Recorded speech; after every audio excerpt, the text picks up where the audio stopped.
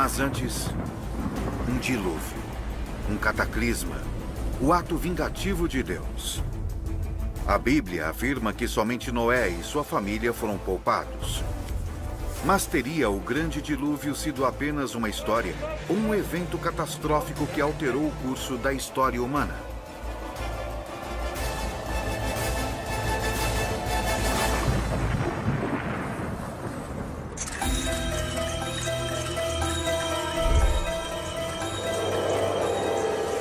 Enigmas da História. O Grande Dilúvio. Peter Gandy escreveu vários livros controversos sobre as origens do cristianismo. Agora, ele está reexaminando um dos acontecimentos mais terríveis descritos no Velho Testamento: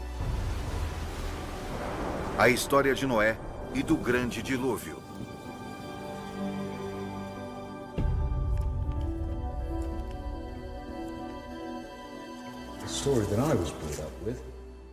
A história que eu cresci ouvindo estava na Bíblia. Gênesis capítulo 6, versículo 17. Porque eis que trago um dilúvio de águas sobre a terra para desfazer toda a carne. E no Alcorão: e quando Noé antes gritou, nós o respondemos e o salvamos, ele e sua família, do terrível acontecimento. Narrativas de tremores de terra e inundações são comuns a muitas culturas. Suméria, grega, hindu, chinesa, nativo-americana, em histórias que remontam a milênios. Há muito tempo antes do Alcorão, no épico de Gilgamesh, 2000 anos antes de Cristo, a tempestade trazida por Haddad arrasou tudo até os céus como um ataque em uma batalha, lançando-se contra as pessoas. Onde quer que se procure, é realmente a história de um grande dilúvio. Alguns cientistas, de formas controversas, insistem que uma mega inundação atingiu a Europa Oriental vários milhares de anos atrás. Ela é até mesmo conhecida como o Dilúvio de Noé, e acredita-se que ela tenha atingido as terras ao redor do Mar Negro. Peter Gandy voa para a capital búlgara, Sófia.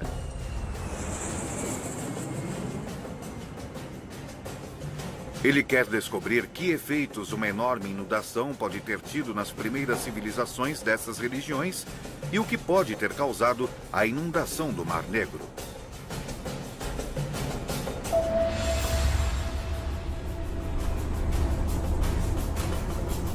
Erguendo-se fora da cidade está o Monte Vitosha, um pico vulcânico perfurado com cavernas.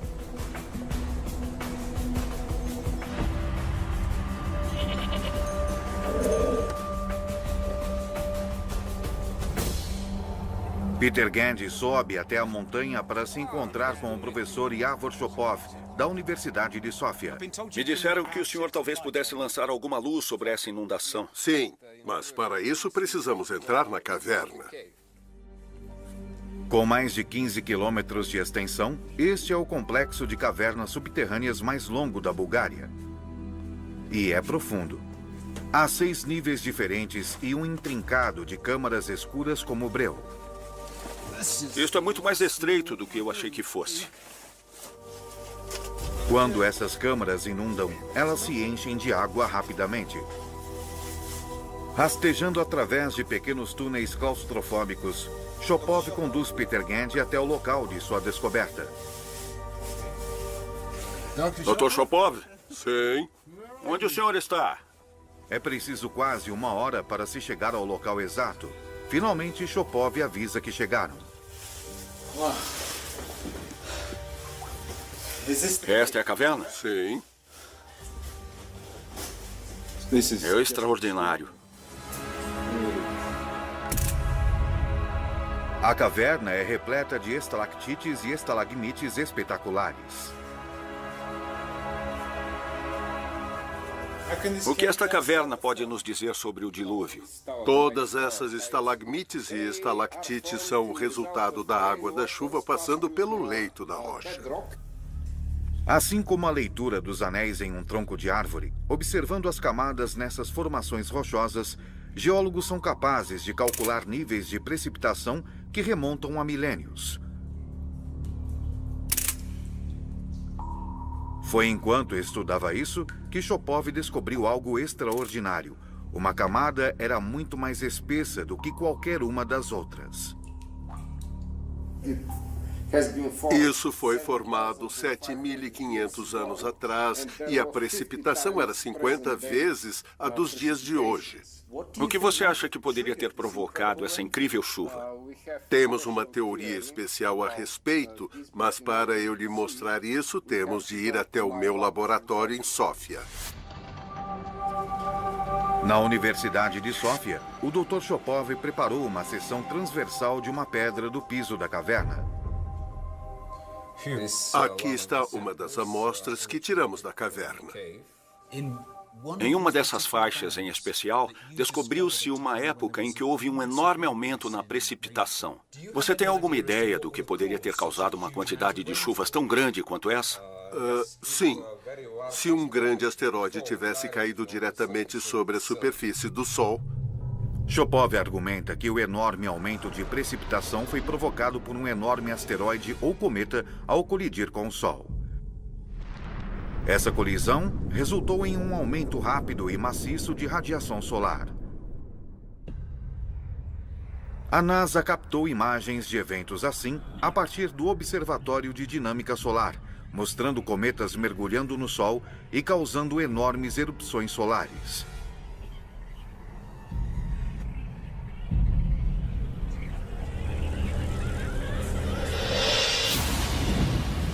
Shopov calcula que depois do cometa atingir o Sol, houve um aumento drástico e rápido na temperatura da Terra. Quantidades imensas de água do mar evaporaram, causando um aumento colossal nas chuvas.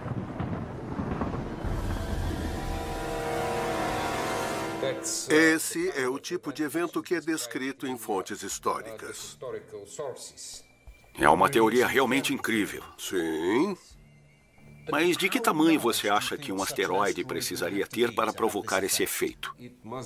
Entre 2 e 3 quilômetros de raio, portanto, realmente muito grande. Não há muitos asteroides tão grandes assim.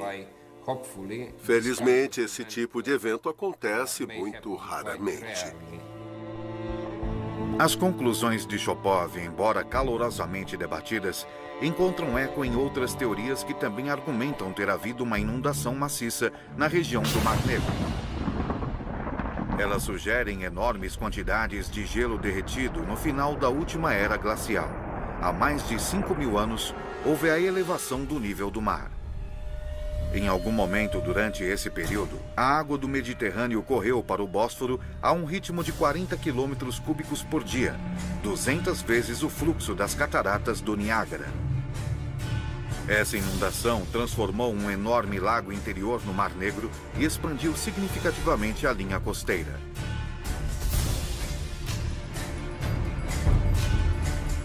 Para encontrar evidências para apoiar a teoria da mega inundação, Peter Gandy viaja para o leste, até as costas do Mar Negro.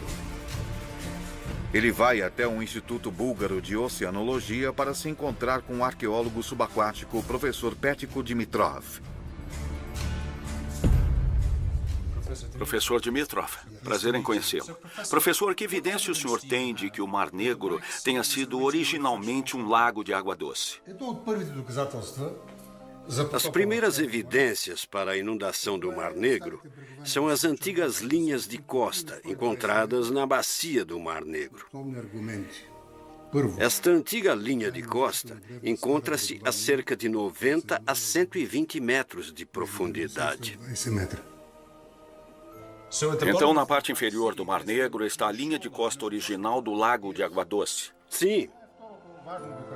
Analisando amostras do núcleo, retiradas das profundezas do leito do mar, Dimitrov também descobriu antigos restos de conchas e plânctons que só poderiam ter vivido em água doce. Dimitrov está convencido de que a inundação atingiu, engolfou e varreu completamente assentamentos neolíticos nas margens do lago.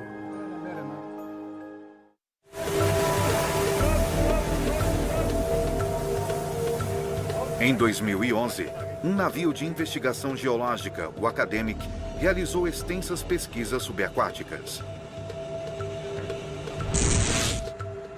Konstantin Shiterev era o chefe da equipe.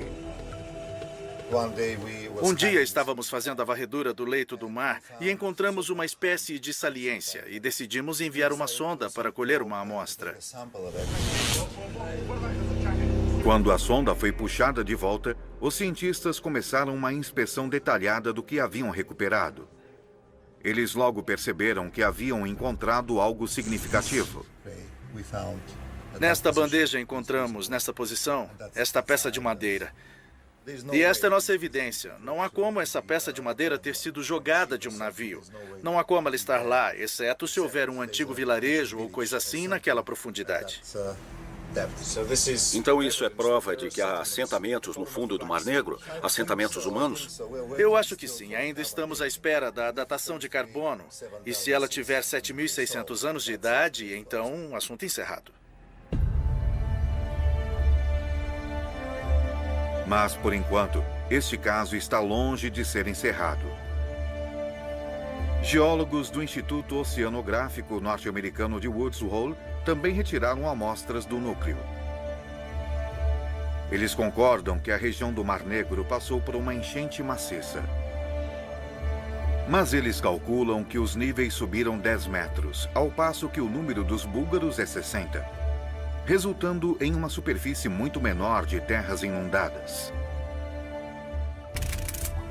Seus resultados também desafiam a datação da pedra búlgara do solo da caverna. Os americanos calculam que a inundação ocorreu há 9.000 anos e meio, 2.500 anos antes da data em que Shopov afirma terem ocorrido inundações e chuvas torrenciais.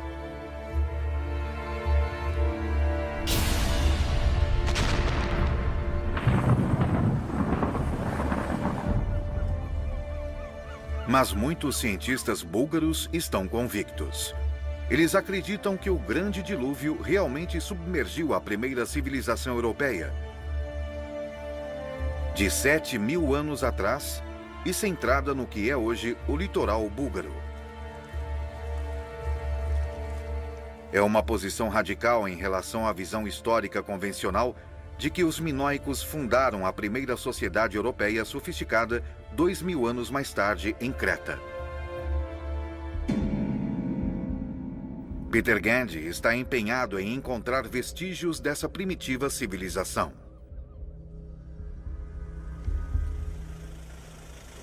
Ele entra em contato com um dos principais especialistas em era neolítica búlgara, o Dr. Todor Dimov, do Museu Dobrit.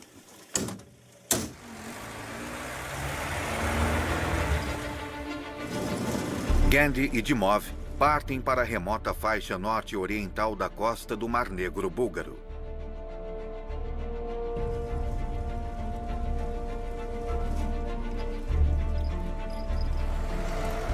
Em Durankulak estão os restos de um assentamento neolítico que remonta a mais de 6.000 anos.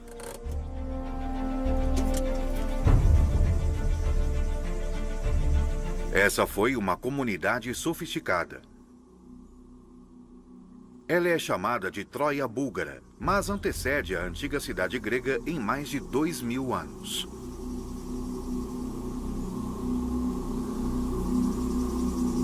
Até agora, 17 habitações foram escavadas. Os edifícios são grandes. Têm por volta de 160 a 180 metros quadrados, muito maiores do que um apartamento médio contemporâneo, mesmo nos Estados Unidos. Dimov acredita que o Grande Lago de Água Doce criou um ambiente fértil, perfeito para a agricultura. Aqui é onde poderíamos descobrir o início da ideia do Jardim do Éden. Era mais fácil viver neste lugar do que nos desertos do Egito. Eles tinham água, vegetação, animais. Leões viviam por aqui naquela época. Quando chegou o dilúvio, a terra fértil foi tomada pela água salgada e os que sobreviveram foram forçados a migrar. Peter Gandy quer saber mais sobre esses moradores junto às margens do Lago Neolítico, e a informação será encontrada ao longo da costa do Mar Negro.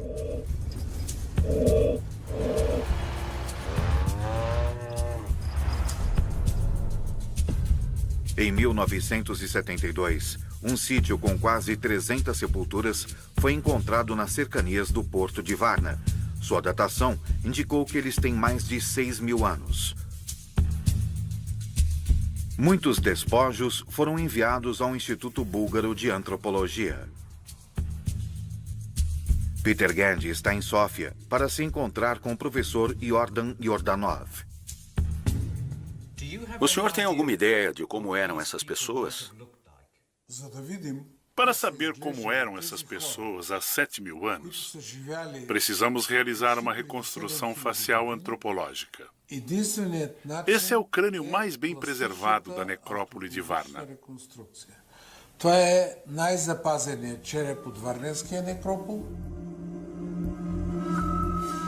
Estudando o crânio e o esqueleto, Yordanov conclui que o homem era bem encorpado e fisicamente forte.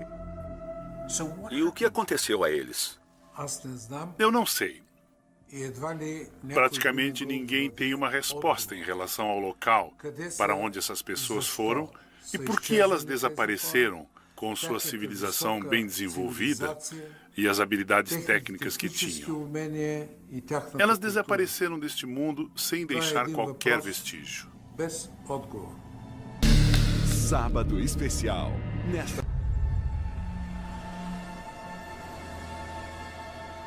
Muitas das sepulturas de Varna continham numerosos artefatos altamente sofisticados, feitos de ouro, cobre, cerâmica, pedra e conchas.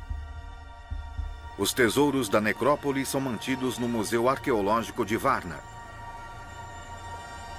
O guia de Gandy por este percurso espetacular é Hristo Smolenov.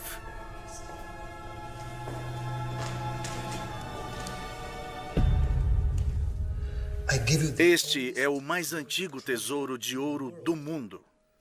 Isso é incrível. Este é o famoso ouro da necrópole de Varna. Sim. É um enorme privilégio ver isso. Vocês fizeram a datação? Sim, pela datação por radiocarbono, eles são de meados do 5º milênio antes de Cristo. Portanto, de 6.500 anos atrás. Isso é extraordinário. Isso coloca a história da civilização europeia ainda mais distante. Exatamente. Estou certo de que este ouro pertence à primeira civilização europeia. Só de olhar parece possível ver que se trata de alguma coisa incrivelmente sofisticada. Sim. A tecnologia e o design parecem notáveis para uma coisa dessa época. E também representam a mais antiga das ciências. Ciências? Eu vejo objetos de ouro, não vejo um sistema matemático. Quando você começa a medir esses objetos de ouro, você vê as dimensões de uma geometria muito interessante. Os comprimentos dessas duas estatuetas de ouro são de 5 para 3. Os desenhos não são apenas decorativos. Smolenov acredita que os artefatos foram criados usando geometria avançada. As alturas das duas estatuetas de touro também são proporcionais. 22 por 14, ou seja, na verdade, π sobre 2.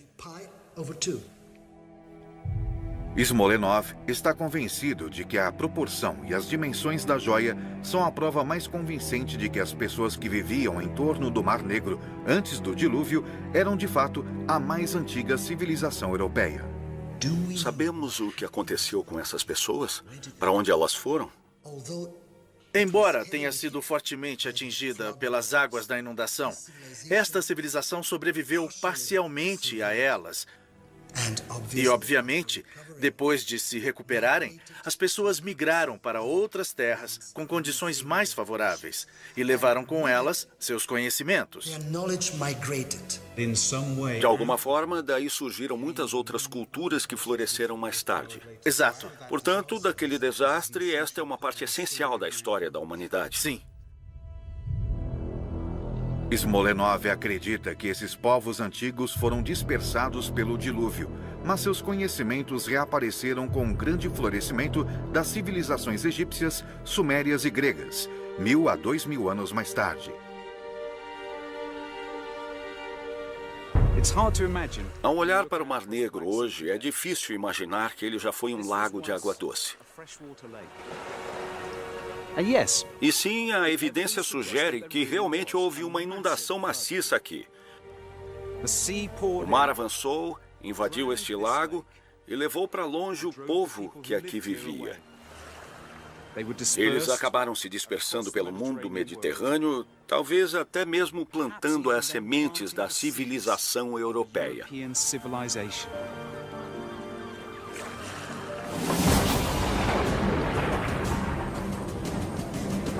Há discordâncias quanto à inundação que aconteceu aqui há mais de 9.000 anos ter sido tão cataclísmica quanto alguns sugerem.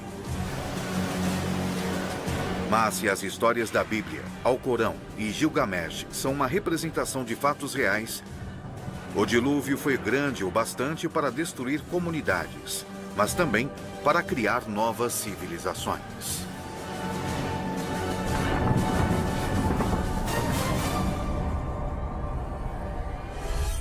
Enigmas da história. Antigas marcações em pedras, símbolos misteriosos, indicações a respeito do monstro do Lago Ness. Um código que pode vir a revelar os segredos de um povo antigo. Enigma escocês. Escócia, no norte da Grã-Bretanha, tem uma história oculta. Há histórias que falam de druidas, magia e monstros. Espalhadas ao redor da Escócia estão 350 pedras em pé. Um dos enigmas do mundo antigo. Há cerca de 1500 anos, símbolos e marcas foram esculpidos nessas pedras por um povo conhecido como os Pictos. Inverurie, Escócia. Robbie Lee, professor honorário de Biociências da Universidade de Exeter, tem usado seus conhecimentos científicos para desvendar os segredos dessas pedras. Extraordinário. Muito estranho mesmo. Esta é a Pedra de Brandsput, mas eu não acho que essas belas esculturas sejam obras de arte. Eu acho que são um código. E se pudéssemos decifrá-lo, poderíamos desvendar alguns dos mistérios do passado antigo da Escócia. Para desvendar o código, primeiro Lee precisa saber mais a respeito dos próprios Pictos. Edimburgo, Escócia.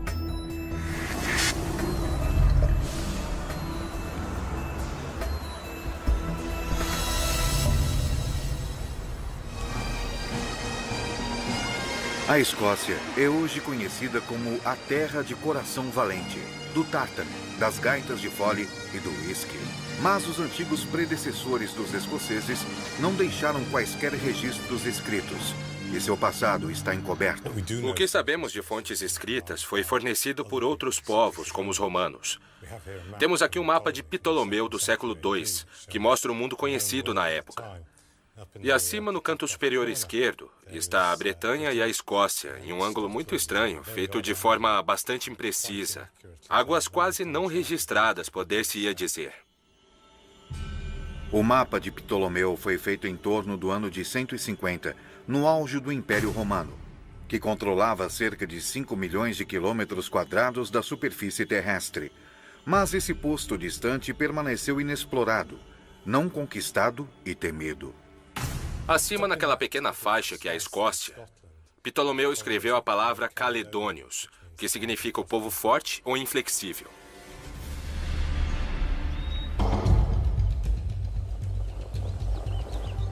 Lee começa a examinar ainda mais os símbolos esculpidos nas mais ou menos 350 pedras escocesas. Ele se encontra com Gordon Noble, professor de arqueologia na Universidade de Aberdeen. Aqui é Chet, em Aberdeenshire, local de Teppel Knot, um dos maiores fortes de colina da Idade do Ferro que restaram na Escócia. Aqui está uma pedra, possivelmente do 6º ou 7º século, chamada Croystein, inscrita com ainda mais marcas. Rob, esta é a pedra conhecida como Croystein. Isso é extraordinário, uma beleza. Gordon, eu reconheço o salmão, mas o que é essa forma bestial ali embaixo? Uma das minhas ideias é que esse personagem seja o que se conhece como um kelp, um espírito das águas com forma de cavalo. Há histórias sobre kelps no folclore escocês até os séculos 19 e 20. E essas criaturas habitavam lugares com água, riachos ou rios, e eram conhecidas por levarem as pessoas à morte ou causar todo o tipo de maldades. Estas pedras foram levantadas principalmente entre os séculos 6 e 9 e os Pictos utilizaram cerca de 40 símbolos. Os estudiosos as dividem quanto ao que elas podem significar. Muitos acreditam que elas sejam simplesmente ornamentais, emblemas pessoais ou nomes de poderosos chefes Pictos. Crescentes? Crescentes com Brands Butt. É verdade.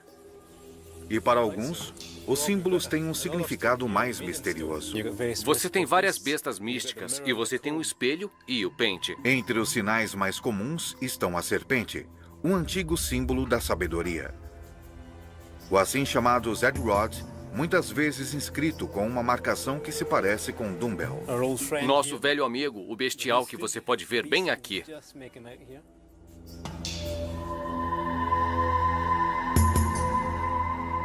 Este é o terceiro que vimos hoje nesta área? Absolutamente incrível. Há sem dúvida algum tipo de padrão aqui. Isso deve ser significativo. Sim. Lee tem acumulado uma grande quantidade de material e provas a respeito das bestas dos Pictos e outros símbolos peculiares. Ele acredita que há neles um significado oculto que outros estudiosos deixaram passar. Os símbolos são tão lindamente esculpidos por toda a Escócia. Esta é a pedra Newton House, absolutamente fantástica. Mas ela não me parece apenas arte. Eles investiram muito tempo e esforço nisso, o colocaram em pedras em pé, em pedras como a Menden Stone. Isso deveria ter um significado muito grande para eles. O que isso realmente significou para os Pictos acabou perdido nos séculos. Mas acho que a ciência moderna pode ser capaz de lançar talvez um pouquinho de luz sobre o mistério do que os símbolos na verdade representam. 500 quilômetros ao sul, atravessando a fronteira na Inglaterra, na Universidade de Lancaster, há alguém que pode ajudar. Lancaster, Inglaterra. O estatístico Dr. Phil Jonathan usa tecnologia de ponta de computador para tentar encontrar conexões entre os símbolos. Eu acredito que eu esteja começando a ver alguns padrões nos símbolos. Por exemplo, se verificarmos a Brands Butt e a Newton House, ambas têm dois símbolos. E em cada caso, o símbolo inferior é essa bela serpente com um Zed-Rod. E eu fico imaginando se existe alguma maneira de podermos analisar esses padrões. Certamente. Acho que isso é muito interessante. Tudo o que temos que fazer é tentar mostrar se essas pedras contêm informações. Podemos fazer isso verificando a taxa de ocorrência dos diferentes símbolos e o quanto o arranjo dos símbolos sobre a pedra não é aleatório. O Dr. Jonathan tem um programa capaz de analisar todos os dados de Lee. Enquanto o computador procura por padrões recorrentes entre as pedras, Lee sai para investigar a criatura no símbolo singular dos Pictos, que ele acredita que possa ser um kelp, ou um cavalo da água. Ele vai para o norte, para as Highlands, as terras altas escocesas, local de um dos mais famosos monstros míticos do mundo, para Loch Ness.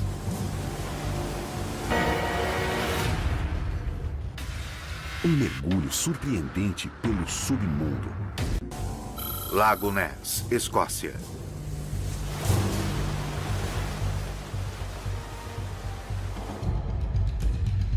O pesquisador Adrian Shine tem examinado cuidadosamente esse lago há 30 anos, usando o sonar para explorar suas profundezas. Você já viu alguma coisa misteriosa ou semelhante a um monstro? Semelhante a monstros, certamente. Parte do meu trabalho é descobrir o que as pessoas estão vendo, porque elas têm visto e insistido que estão vendo animais de grande porte nos últimos 80 anos. Tudo bem. Alguns acreditam que o monstro do Lago Ness era um kelp. Poderiam as imagens na pedra ser representações da mesma coisa? Isso é certamente um cavalo d'água, se é que alguma vez ele existiu. Na verdade, são o casco e a cauda. E a cauda de peixe? O primeiro relato escrito de Nessie remonta aos tempos dos Pictos. Isso é algumas vezes chamado de peixe-monstro. Tal relato está na biografia de Columba, no século VII, um santo irlandês que acredita-se tenha levado o cristianismo à Escócia no século VI. Columba viajou para visitar o rei Brut, o monarca Pictus, em Inverness. Ele chega a Loch Ness e vê que algo terrível está acontecendo. Em algum lugar perto do rio Ness, ele encontra um grupo de homens enterrando um de seus amigos que havia sido selvagemente mordido por um monstro d'água. Por isso, ele pede a um de seus seguidores para saltar na água e pegar um barco do outro lado. Seu seguidor faz isso exatamente tirando as roupas, o sabre, a túnica e mergulha na água. Mas a fera estava esperando no leito do rio, e seu apetite não está saciado, mas meramente despertado. Então o monstro nada até a superfície e se aproxima do homem com um terrível rugido. Columba faz então o sinal da cruz no ar, dizendo: rápido, volte e não toque aquele homem.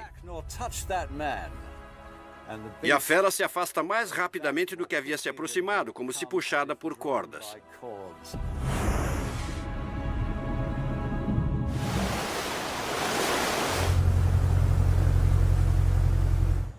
De volta à praia, em segurança, Lee se pergunta como essa lenda cristã se encaixa com o que ele já sabe. Se o cavalo d'água, ou kelp, é verdadeiramente real, está muito claro que as pessoas acreditaram em sua existência durante muito tempo. E talvez a fera de Picto seja uma representação disso. Eu não sei. Mas ao olhar para essas pedras, eu começo a ter uma ideia diferente do que os símbolos poderiam significar. O Dr. Jonathan telefona com algumas informações emocionantes. Lee volta a Lancaster para saber mais a respeito. Então, Phil, o que temos? Bom, acho que avançamos. O Dr. Jonathan usou um modelo matemático para quantificar padrões quanto à maneira como os símbolos estão dispostos. Isso foi projetado para estabelecer se os símbolos são puramente decorativos ou comunicadores de algum tipo de informação. Eu fiz algumas análises com base no exame da taxa de ocorrência de pares de símbolos sobre as pedras dos Pictos. Certo. E se os pares estavam ocorrendo aleatoriamente, então teríamos uma imagem semelhante à que temos aqui à direita. Certo. Mas, com as pedras Pictos, estamos, na verdade, obtendo imagens que parecem com o gráfico da esquerda, com uma cauda alta. Tanto isso indica que existe uma estrutura real nas pedras e que elas estão transmitindo informações. É um grande avanço. Sempre se aceitou que os Pictos utilizavam sinais e símbolos para se comunicar, mas não que eles tivessem desenvolvido uma linguagem escrita. O Dr. Jonathan realizou uma nova análise para tentar descobrir como estes símbolos funcionam. Uma amostra das pedras Pictos se parece com o gráfico do lado esquerdo, mas uma amostra de outra comunicação escrita também se parece com o lado esquerdo. Portanto, por exemplo, um trecho de texto em inglês ou texto em francês também pareceria assim. Portanto, a partir dessa análise, eu creio que podemos inferir que as pedras Pictos são, de fato, uma forma de escrita. Escrita. E isso é brilhante, absolutamente brilhante. Agora, Lee precisa saber como os símbolos transmitem significado. Fiz outra análise tentando tratar disso e que se baseia em uma árvore de classificação. E a sugestão da árvore de classificação é que a pedra Pictus está transmitindo as palavras. Portanto, os símbolos são palavras. Exatamente. É a sugestão da árvore de classificação. Terras Altas, Escócia. De posse dessa informação, o próximo desafio de Lee é tentar traduzir as palavras Pictus. Lee se encontra com Guto Rees, especialista em linguagem da Universidade de Glasgow. Talvez outros idiomas celtas, como galês ou gaélico, possam fornecer algumas pistas. Se olharmos para alguns dos nomes de lugar, vemos Aberdeen aqui. Descemos um pouco e temos Arbroath aqui. E sabemos que a forma mais antiga era indecifrável. Se acompanharmos o meu dedo descendo até ali, temos Gales aqui. E vemos nomes galeses como Abertofse, perto de Swansea, e Aberystwyth, e isso significa estuário em galês. Certo. Um lugar onde o rio entra no mar, ou muito especificamente na Escócia, onde um rio entra em outro, como aqui embaixo. Então isso é uma Aber. Há um Aber aqui. Certo. Portanto, explicando por que temos tantos, cerca de 29 nomes de lugares Aber no que era a terra dos Pictos. Parece haver ligações entre o idioma Pictus e o galês, e ambos foram enraizados na terra ao redor deles. Existem pistas sobre o idioma Pictus por toda a paisagem aqui. Certo. Se você olhar lá para baixo, vai ver que o riacho é brilhante. Estou vendo. A palavra galesa para brilhante é petre. Entendo. E se você olhar um pouco mais ao norte do Lago Ness, temos Strate Peter, que significa o Vale do Riacho Cintilante e Brilhante. Certo. Na verdade, estamos aqui em Perthshire, e este condado foi assim chamado com o nome da cidade de Perth, logo ali abaixo da estrada. Há uma palavra galesa, Perth, que significa uma madeira. Se o Picto tem relação com o galês e outros antigos idiomas, então pode ser possível traduzir os símbolos. Mas para isso, Lee precisa de um idioma conhecido com o qual compará-lo. Lee decide então estender sua pesquisa a algumas das pedras em galês. Um antigo idioma chamado Ogan aparece em muitas inscrições galesas. Uma pedra galesa em especial deixa Lee intrigado. Ele tem um palpite, mas precisa confirmá-lo. Esta é uma pedra de Gales, a pedra Langhwarren. E aqui há duas palavras em latim, Dianac e Dovagni, que são nomes. E então isso pode parecer rabiscos e linhas e pontos e traços, mas não são. É o alfabeto Ogan, que saiu da Irlanda, um alfabeto muito antigo. E isto são letras. E o que está escrito aqui, lendo-se para cima, é Dovagni. Sem dúvida, em Gales, eles estavam escrevendo a mesma coisa em dois alfabetos diferentes sobre a mesma pedra. Se tivéssemos um exemplo de uma pedra Picto que também tivesse nela outro tipo de escrita que entendêssemos, isso também poderia nos dar uma maneira de verdadeiramente entender o que as pedras Pictos estavam dizendo. Talvez a função das marcações Pictus funcionem como hieróglifos egípcios, uma forma de escrita na qual símbolos complexos funcionam como palavras.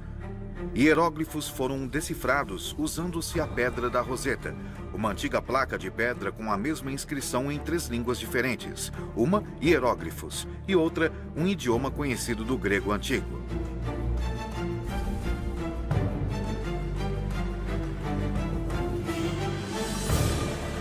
Lee decide que é hora de voltar à Escócia. Ele vai para Inverurie, em Aberdeenshire, e ao improvável cenário de uma moderna zona residencial. Lee volta para dar uma olhada mais de perto na pedra Brandsbutt, mais certo do que nunca de que ela seja a chave de sua investigação. O que é maravilhoso a respeito desta pedra é que temos 2 formas de escrita. Se estivermos certos, esses símbolos são palavras. Cada símbolo é uma palavra. A serpente é o Zerod, é uma palavra. O crescente é o Verod, é outra palavra. E temos o Ogan escrito aqui. Se ambos foram gravados ao mesmo tempo e significam a mesma coisa, Então este Ogan nos dá a chave potencialmente para desvendar o significado dessas palavras símbolos aqui. Talvez se os peritos conseguirem ler isto, então esta pedra poderia se tornar tão significativa para decifrar os símbolos pictos, como a pedra da Roseta foi para decifrar os hieróglifos egípcios. Para ajudá-lo a traduzir o texto Ogan, Lee se encontra novamente com o linguista Goodrich. Este é o meu desenho da pedra Brandsput, em Inverurie. Eu gostaria de saber se você poderia me ajudar com esta inscrição Ogan.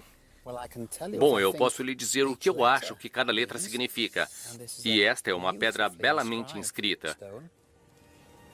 Este seria um E, R, A, T, A, D, D, e assim por diante até o final da inscrição. Certo. E que nós leríamos como Eratawaren.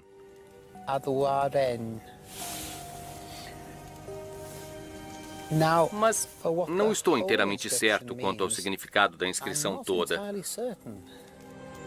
Embora ninguém tenha certeza de seu significado específico, pode ser possível decodificar a palavra Pictus. Portanto, ainda não sabemos o que Ogan está nos dizendo. Não, isso ainda é um mistério. Decifrar a sabedoria antiga contida nas pedras da Escócia irá levar tempo. Até mesmo a pedra da Roseta levou mais de 20 anos para ser decifrada. Talvez Lee possa descobrir quem ergueu as pedras e por quê. As primeiras pedras foram esculpidas e colocadas no lugar durante o século VI, na mesma época que missionários cristãos como São Columba chegaram a Pictland.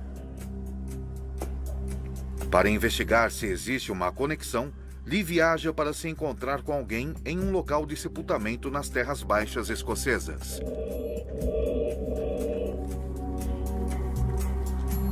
O Dr. David Clark está esperando por ele ali embaixo na própria câmara funerária.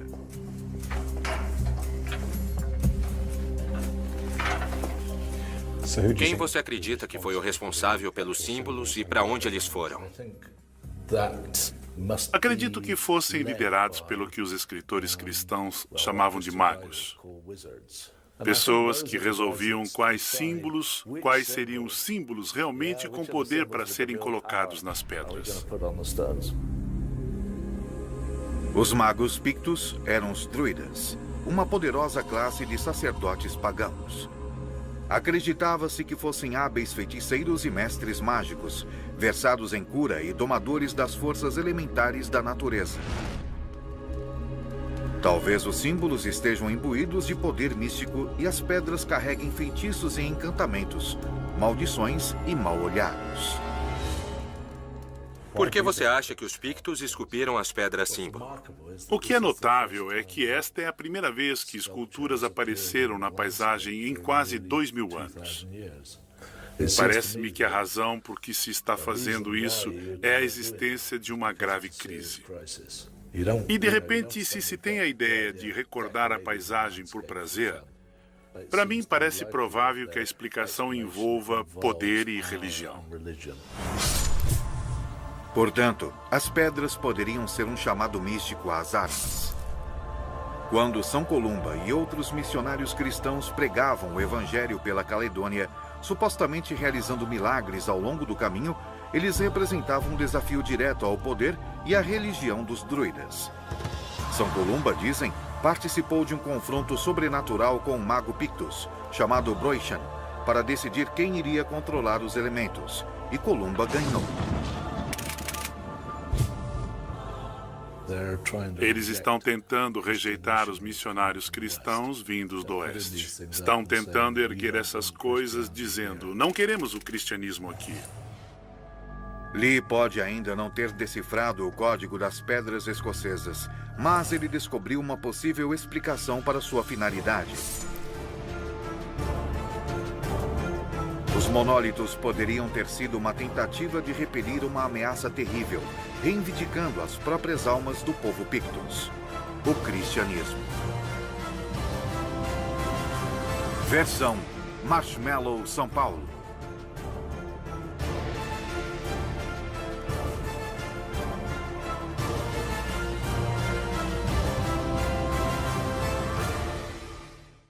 Mulheres que... Civilização europeia de 7.000 anos atrás e centrada no que é hoje o litoral búlgaro. É uma posição radical em relação à visão histórica convencional de que os minoicos fundaram a primeira sociedade europeia sofisticada 2.000 anos mais tarde em Creta. Peter Gandy está empenhado em encontrar vestígios dessa primitiva civilização.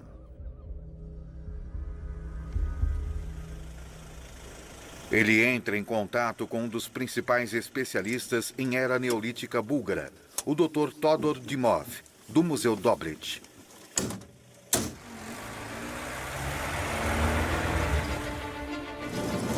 Gandy e Dimov partem para a remota faixa norte-oriental da costa do Mar Negro búlgaro.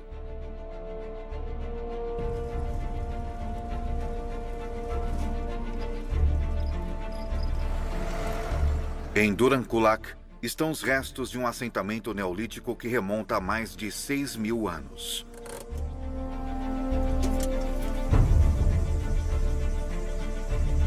Essa foi uma comunidade sofisticada.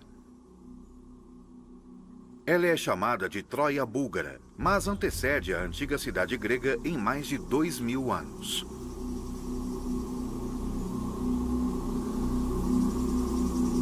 Até agora, 17 habitações foram escavadas. Os edifícios são grandes.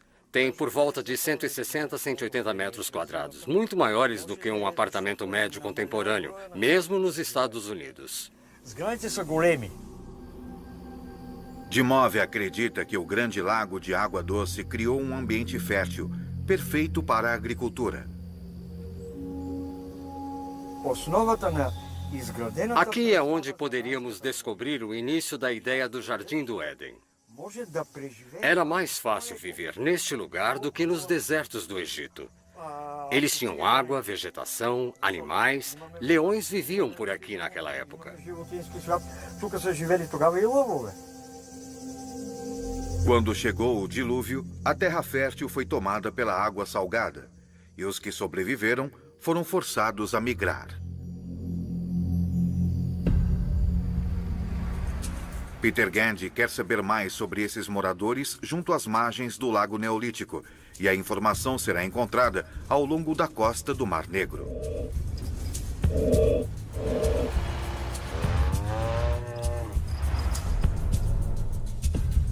Em 1972, um sítio com quase 300 sepulturas foi encontrado... Para baixo, vai ver que o riacho é brilhante. Estou vendo.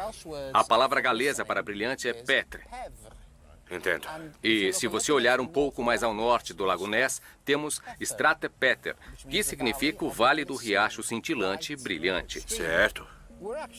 Na verdade, estamos aqui em Perthshire, e este condado foi assim chamado com o nome da cidade de Perth, logo ali abaixo da estrada. Há uma palavra galesa, Perth, que significa uma madeira. Se o picto tem relação com o galês e outros antigos idiomas, então pode ser possível traduzir os símbolos. Mas para isso, Lee precisa de um idioma conhecido com o qual compará-lo. Lee decide então estender sua pesquisa a algumas das pedras em galês. Um antigo idioma chamado Ogan aparece em muitas inscrições galesas. Uma pedra galesa em especial deixa Lee intrigado. Ele tem um palpite, mas precisa confirmá-lo. Esta é uma pedra de Gales, a pedra Langiwarre. E aqui há duas palavras em latim, Dianac e Dovagni, que são nomes. E então isso pode parecer rabiscos e linhas e pontos e traços, mas não são. É o alfabeto Ogan, que saiu da Irlanda, um alfabeto muito antigo. E isto são letras. E o que está escrito aqui, lendo-se para cima, é Dovagni. Sem dúvida, em Gales, eles estavam escrevendo a mesma coisa em dois alfabetos diferentes sobre a mesma pedra. Se tivéssemos um exemplo de uma pedra picto, que também tivesse nela outro tipo de escrita que entendêssemos, isso também poderia nos dar uma maneira de verdadeiramente entender o que as pedras pictos estavam dizendo. Talvez a função das marcações pictos funcionem como hieróglifos egípcios, uma forma de escrita na qual símbolos complexos funcionam como palavras. Hieróglifos foram decifrados usando-se a Pedra da Roseta, uma antiga placa de pedra com a mesma inscrição em 3 línguas diferentes, uma hieróglifos e outra um idioma conhecido do grego antigo.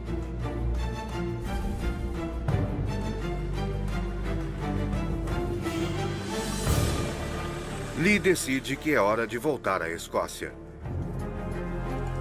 Ele vai para Inverurie, em Aberdeenshire, e ao improvável cenário de uma moderna zona residencial. Lee volta para dar uma olhada mais de perto na pedra Brant's Butt, mais certo do que nunca de que ela seja a chave de sua investigação. O que é maravilhoso a respeito desta pedra é que temos 2 formas de escrita. Se estivermos certos, esses símbolos são palavras. Cada símbolo é uma palavra. A serpente é o Zerod, é uma palavra. O crescente é o Verod, é outra palavra. E temos o Ogan. Então, na parte inferior do Mar Negro está a linha de costa original do Lago de Água Doce. Sim. Analisando amostras do núcleo, retiradas das profundezas do leito do mar, Dimitrov também descobriu antigos restos de conchas e plânctons que só poderiam ter vivido em água doce. Dimitrov está convencido de que a inundação atingiu, engolfou e varreu completamente assentamentos neolíticos nas margens do lago.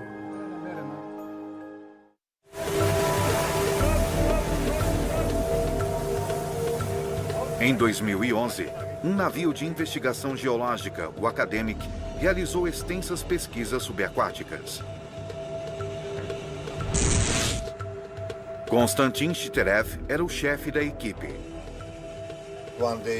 Um dia estávamos fazendo a varredura do leito do mar e encontramos uma espécie de saliência e decidimos enviar uma sonda para colher uma amostra. Quando a sonda foi puxada de volta, os cientistas começaram uma inspeção detalhada do que haviam recuperado. Eles logo perceberam que haviam encontrado algo significativo. Nesta bandeja encontramos, nessa posição, esta peça de madeira. E esta é nossa evidência. Não há como essa peça de madeira ter sido jogada de um navio. Não há como ela estar lá, exceto se houver um antigo vilarejo ou coisa assim naquela profundidade. Então isso é prova de que há assentamentos no fundo do Mar Negro? Assentamentos humanos? Eu acho que sim. Ainda estamos à espera da datação de carbono. E se ela tiver 7.600 anos de idade, então assunto encerrado. Mas, por enquanto, este caso está longe de ser encerrado. Geólogos do Instituto Oceanográfico norte-americano de Woods Hole também retiraram amostras do núcleo. Eles concordam que a região do Mar Negro passou por uma enchente maciça. Mas eles calculam que os níveis subiram 10 metros, ao passo que o número dos búlgaros é 60, resultando em uma superfície muito menor de terras inundadas. Seus resultados também desafiam a datação da pedra búlgara do solo da caverna.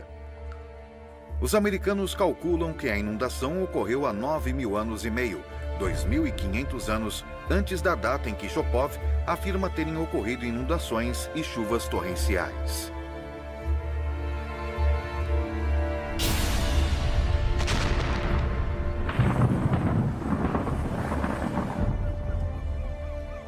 Mas muitos cientistas búlgaros estão convictos. Se o picto tem relação com o galês e outros antigos idiomas, então pode ser possível traduzir os símbolos. Mas para isso, Lee precisa de um idioma conhecido com o qual compará-lo. Lee decide então estender sua pesquisa a algumas das pedras em galês. Um antigo idioma chamado Ogan aparece em muitas inscrições galesas. Uma pedra galesa em especial deixa Lee intrigado. Ele tem um palpite, mas precisa confirmá-lo. Esta é uma pedra de Gales, a pedra Langiwarren. E aqui há 2 palavras em latim, Dianac e Dovagni, que são nomes.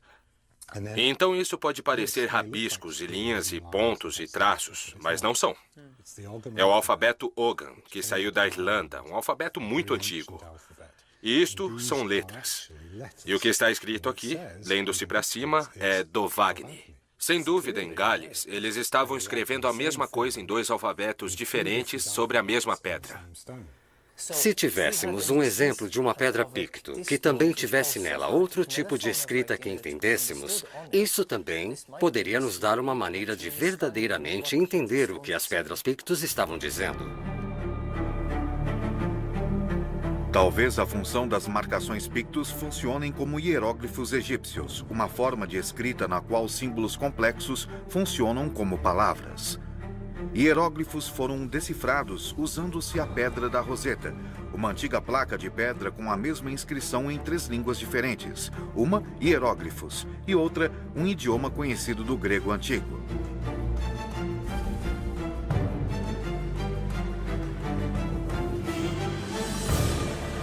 Lee decide que é hora de voltar à Escócia. Ele vai para Inverurie, em Aberdeenshire, e ao improvável cenário de uma moderna zona residencial. Lee volta para dar uma olhada mais de perto na pedra Brant's Butt, mais certo do que nunca de que ela seja a chave de sua investigação. O que é maravilhoso a respeito desta pedra é que temos 2 formas de escrita. Se estivermos certos, esses símbolos são palavras. Cada símbolo é uma palavra. A serpente é o Zerod, é uma palavra. O crescente é o Verod, é outra palavra. E temos o Ogham escrito aqui. Se ambos foram gravados ao mesmo tempo e significam a mesma coisa, então este Ogham nos dá a chave potencialmente para desvendar o significado dessas palavras símbolos aqui. Talvez se os peritos conseguirem ler isto, então esta pedra poderia se tornar tão significativa para decifrar os símbolos pictos, como a Pedra da Roseta foi para decifrar os hieróglifos egípcios. Para ajudá-lo a traduzir o texto Ogham, Lee se encontra novamente com linguistas. Onde quer que se procure, é realmente a história de um grande dilúvio. Alguns cientistas, de formas controversas, insistem que uma mega inundação atingiu a Europa Oriental vários milhares de anos atrás. Ela é até mesmo conhecida como o Dilúvio de Noé, e acredita-se que ela tenha atingido as terras ao redor do Mar Negro. Peter Gandy voa para a capital búlgara, Sófia.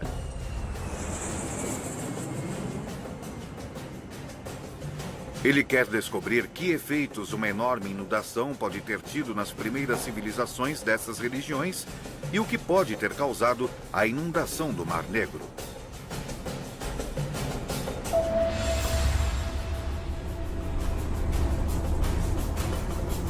Erguendo-se fora da cidade está o Monte Vitosha, um pico vulcânico perfurado com cavernas.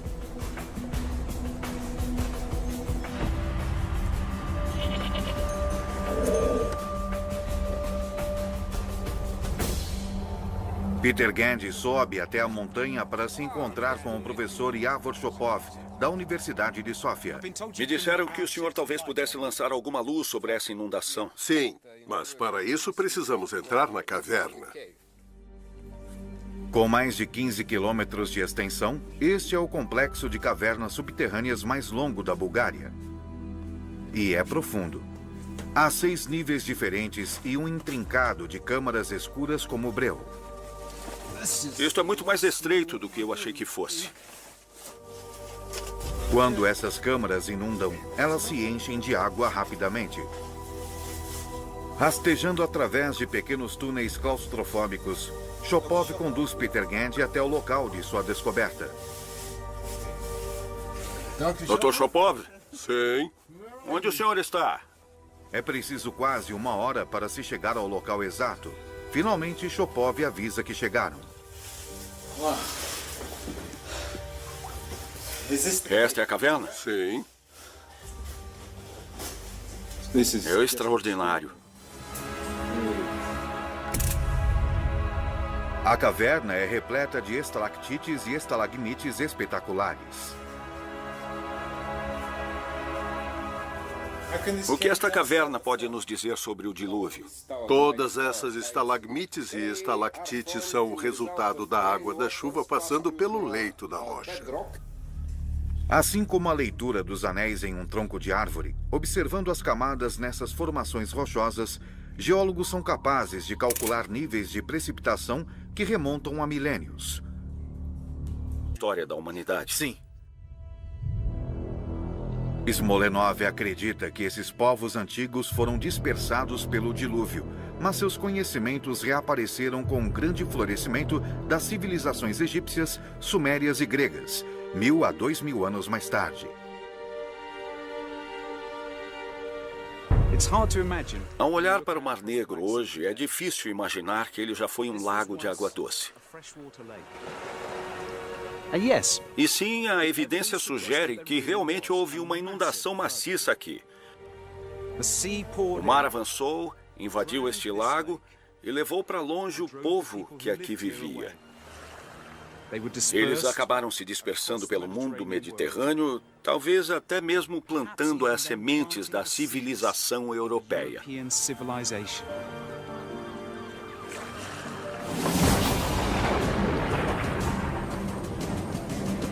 Há discordâncias quanto à inundação que aconteceu aqui há mais de 9.000 anos ter sido tão cataclísmica quanto alguns sugerem. Mas se as histórias da Bíblia, Alcorão e Gilgamesh são uma representação de fatos reais, o dilúvio foi grande o bastante para destruir comunidades, mas também para criar novas civilizações.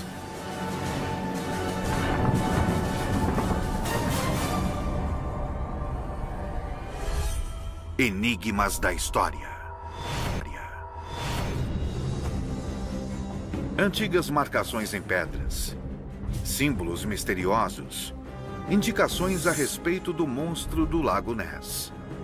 Um código que pode vir a revelar os segredos de um povo antigo. Enigma escocês.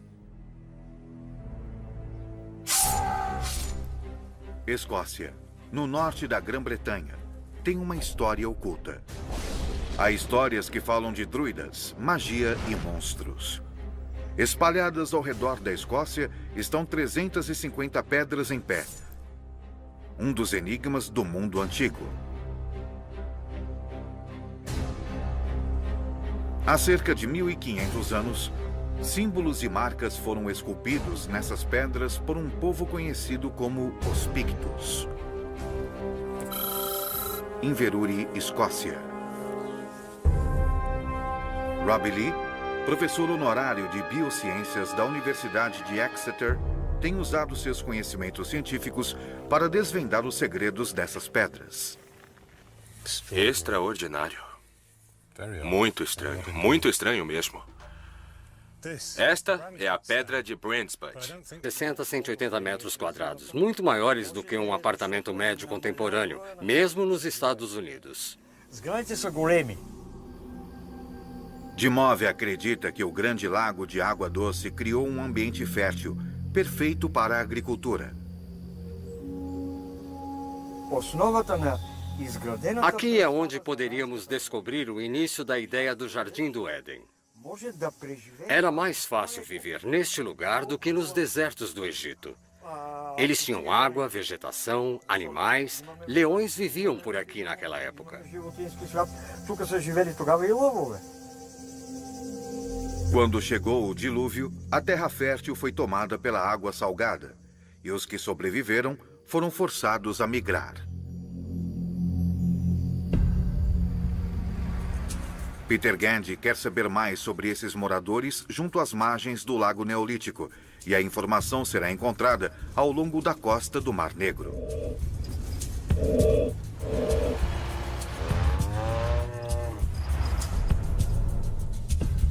Em 1972, um sítio com quase 300 sepulturas foi encontrado nas cercanias do porto de Varna. Sua datação indicou que eles têm mais de 6.000 anos. Muitos despojos foram enviados ao Instituto Búlgaro de Antropologia. Peter Gandy está em Sófia para se encontrar com o professor Yordan Yordanov. O senhor tem alguma ideia de como eram essas pessoas? Para saber como eram essas pessoas há 7.000 anos, precisamos realizar uma reconstrução facial antropológica. Esse é o crânio mais bem preservado da necrópole de Varna.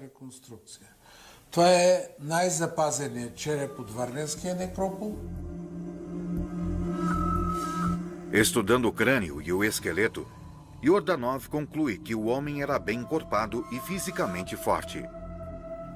E o que aconteceu a eles? Eu não sei.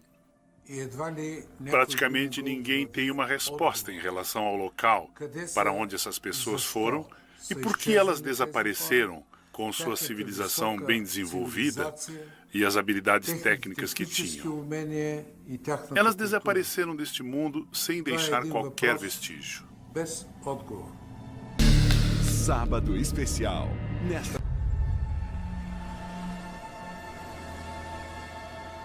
Muitas das sepulturas de Varna continham numerosos artefatos altamente sofisticados, feitos de ouro, cobre, cerâmica, pedra e conchas.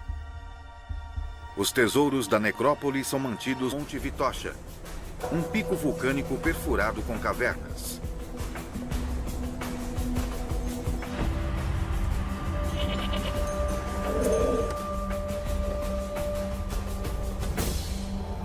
Peter Gandy sobe até a montanha para se encontrar com o professor Yavor Shopov, da Universidade de Sófia. Me disseram que o senhor talvez pudesse lançar alguma luz sobre essa inundação. Sim, mas para isso precisamos entrar na caverna. Com mais de 15 quilômetros de extensão, este é o complexo de cavernas subterrâneas mais longo da Bulgária. E é profundo. Há 6 níveis diferentes e um intrincado de câmaras escuras como breu. Isto é muito mais estreito do que eu achei que fosse. Quando essas câmaras inundam, elas se enchem de água rapidamente. Rastejando através de pequenos túneis claustrofóbicos, Shopov conduz Peter Gandy até o local de sua descoberta. Dr. Shopov? Sim. Onde o senhor está? É preciso quase 1 hora para se chegar ao local exato. Finalmente, Shopov avisa que chegaram. Esta é a caverna? Sim. É extraordinário. A caverna é repleta de estalactites e estalagmites espetaculares. O que esta caverna pode nos dizer sobre o dilúvio? Todas essas estalagmites e estalactites são o resultado da água da chuva passando pelo leito da rocha. Assim como a leitura dos anéis em um tronco de árvore, observando as camadas nessas formações rochosas, geólogos são capazes de calcular níveis de precipitação que remontam a milênios. Foi enquanto estudava isso que Shopov descobriu algo extraordinário. Uma camada era muito mais espessa do que qualquer uma das outras. Isso foi formado 7.500 anos atrás e a precipitação era 50 vezes a dos dias de hoje. O que você acha que poderia ter provocado essa incrível chuva? Temos uma teoria especial a respeito, mas para eu lhe mostrar isso, temos de ir até o meu laboratório em Sófia. Na Universidade de Sófia, o Dr. Shopov preparou uma seção transversal de uma pedra do piso da caverna. Aqui está uma das amostras que tiramos da caverna. Em uma dessas faixas em especial, descobriu-se uma época em que houve um enorme aumento na precipitação. Escócia, no norte da Grã-Bretanha, tem uma história oculta. Há histórias que falam de druidas, magia e monstros. Espalhadas ao redor da Escócia estão 350 pedras em pé. Um dos enigmas do mundo antigo. Há cerca de 1.500 anos, Símbolos e marcas foram esculpidos nessas pedras por um povo conhecido como os Pictos. Inverurie, Escócia. Robbie Lee, professor honorário de Biociências da Universidade de Exeter, tem usado seus conhecimentos científicos para desvendar os segredos dessas pedras. Extraordinário. Muito estranho mesmo. Esta é a Pedra de Brandsbury, mas eu não acho que essas belas esculturas sejam obras de arte. Eu acho que são um código. E se pudéssemos decifrá-lo, poderíamos desvendar alguns dos mistérios do passado antigo da Escócia. Para desvendar o código, primeiro Lee precisa saber mais a respeito dos próprios Pictos. Edimburgo, Escócia.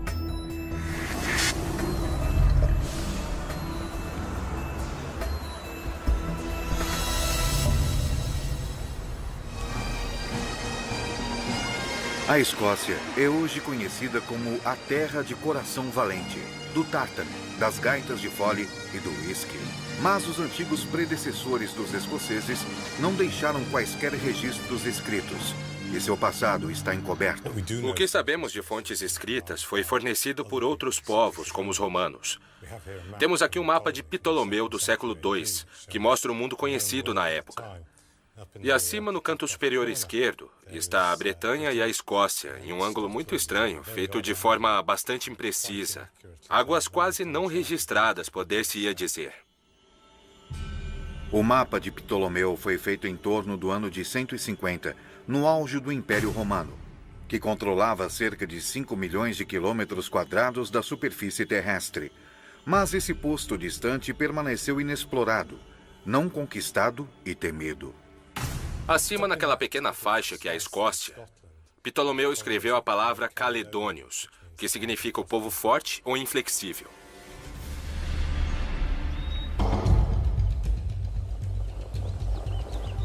Lee começa a examinar ainda mais os símbolos esculpidos nas mais ou menos 350 pedras escocesas.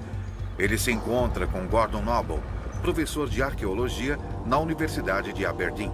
Adrian Shine tem examinado cuidadosamente esse lago há 30 anos, usando o sonar para explorar suas profundezas.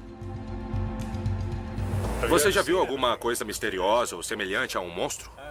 Semelhante a monstros, certamente. Parte do meu trabalho é descobrir o que as pessoas estão vendo, porque elas têm visto e insistido que estão vendo animais de grande porte nos últimos 80 anos. Tudo bem. Alguns acreditam que o monstro do Lago Ness era um kelpie. Poderiam as imagens na pedra ser representações da mesma coisa? Isso é certamente um cavalo d'água, se é que alguma vez ele existiu. Na verdade, são o casco e a cauda. E a cauda de peixe? O primeiro relato escrito de Ness remonta aos tempos dos Pictos. Isso é algumas vezes chamado de peixe-monstro. Tal relato está na biografia de Columba, no século VII, um santo irlandês que acredita-se tenha levado o cristianismo à Escócia no século VI. Columba viajou para visitar o rei Brut, o monarca Pictos, em Inverness. Ele chega a Loch Ness e vê que algo terrível está acontecendo. Em algum lugar perto do rio Ness, ele encontra um grupo de homens enterrando um de seus amigos que havia sido selvagemente mordido por um monstro d'água. Por isso, ele pede a um de seus seguidores para saltar na água e pegar um barco do outro lado. Seu seguidor faz isso exatamente tirando as roupas, o sabre, a túnica e mergulha na água. Mas a fera estava esperando no leito do rio, e seu apetite não está saciado, mas meramente despertado. Então o monstro nada até a superfície e se aproxima do homem com um terrível rugido. Columba faz então o sinal da cruz no ar, dizendo: rápido, volte e não toque aquele homem. E a fera se afasta mais rapidamente do que havia se aproximado, como se puxada por cordas.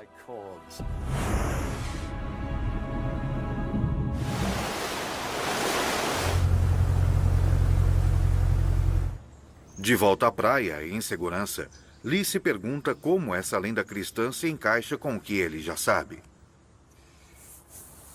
Se o cavalo d'água, ou kelp, é verdadeiramente real, está muito claro que as pessoas acreditaram em sua existência durante muito tempo. E talvez a fera de Picto seja uma representação disso. Eu não sei. Mas ao olhar para essas pedras, eu começo a ter uma ideia diferente do que os símbolos poderiam significar. O Dr. Jonathan telefona com algumas informações emocionantes. Lee volta a Lancaster para saber mais a respeito. Então, Phil, o que temos? Bom, acho que avançamos.